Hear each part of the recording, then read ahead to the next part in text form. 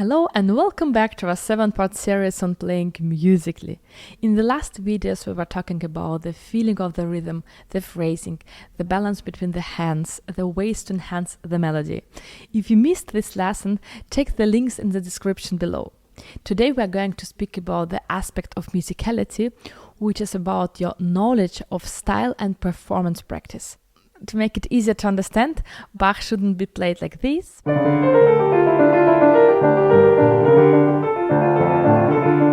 And Chopin like this.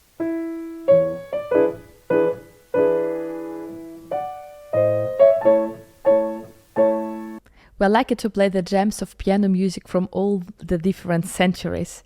But there is one rule. Your audience should be able to understand whether your composition is from the Baroque or, for example, the classical or romantic epoch. So you have to have different approaches to these compositions.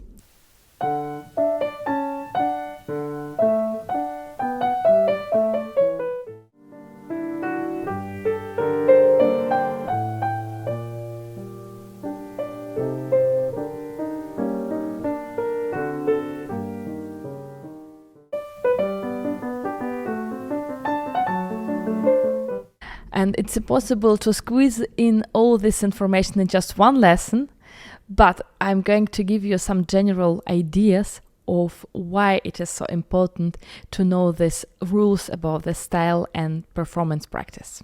A couple of things which immediately come to my mind are ornaments, the use and purpose of ornaments in different epochs, the use of pedal, the articulation, whether you play non-legato, legato, tempo rubato, or the way to play unequal. The tempo rubato would usually be used in romantic music.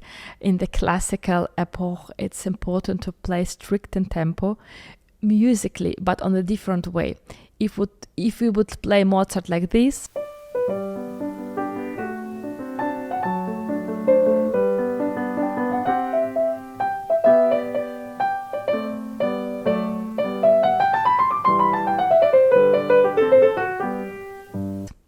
it would sound strange. If you want to understand your music better you're currently working on, you need to know the traditions of these times. You need to understand the epoch better.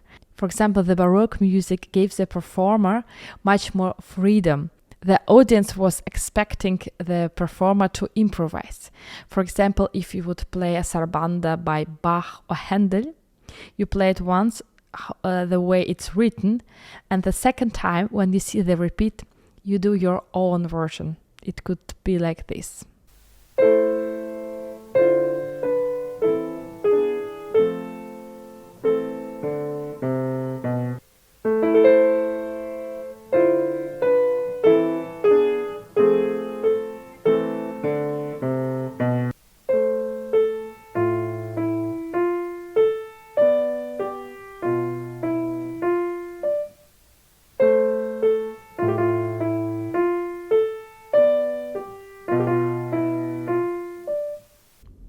Another example is the pedal in Baroque and Romantic pieces.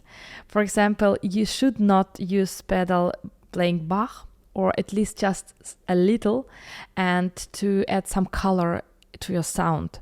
But it should never sound like this.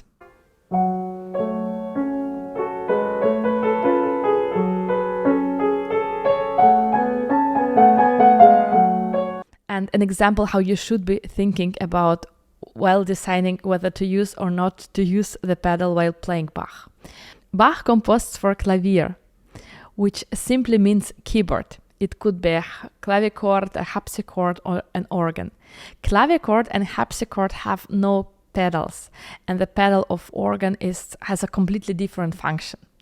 So he was not using pedal while playing his compositions. The modern piano was invented 1700 and Bach died 1750.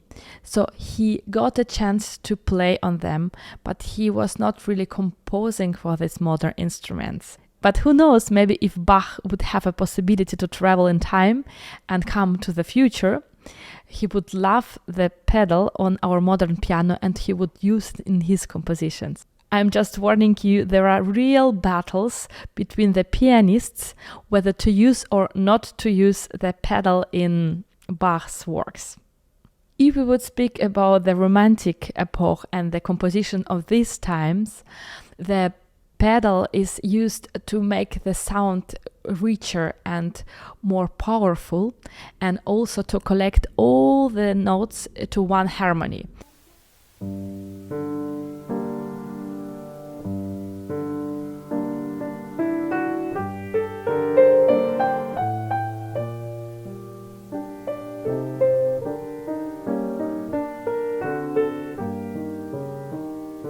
And I also want to let you know that there is such a term as HIP, historically informed performance. This way to perform the music is very faithful to the approach, manner and style of the epoch this composition was written in. The people would even use the early instruments to play the Baroque music to make it sound more authentic.